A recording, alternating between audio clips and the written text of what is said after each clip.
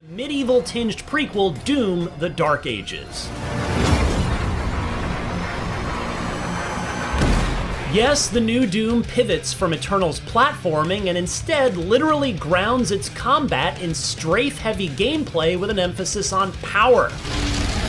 Sure, the great guns are still there, this is Doom after all, and that very much includes the new Skull Crusher that stood out in the reveal trailer. You know, the one that eats the skulls of your fallen enemies as ammunition and spits them back out at the still living bad guys in smaller, higher velocity chunks. But the Dark Ages also places a huge premium on your 3 melee weapons.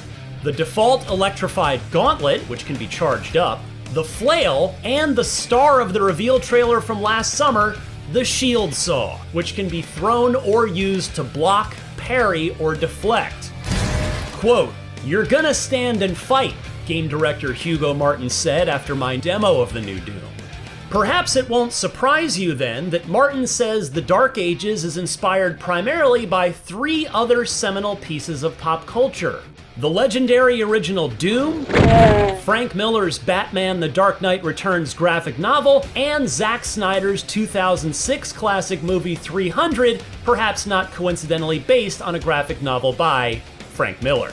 As further evidence of this, the modern Doom series' trademark glory kill finishing move system has been unsynced, meaning the fatalities can be performed from any angle on the battlefield and will change accordingly.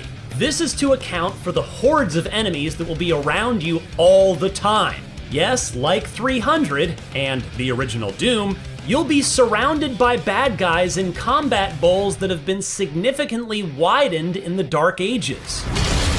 You can accomplish objectives in any order you want and wander anywhere you feel like in the levels, which, by the way, Martin says have been shortened a bit where needed to stick closer to his sweet spot of each being about an hour long. Even better, addressing a criticism I cited in my review of Doom Eternal, The Dark Ages will no longer force you to read its story in the codex. Instead, the story will play out in cutscenes.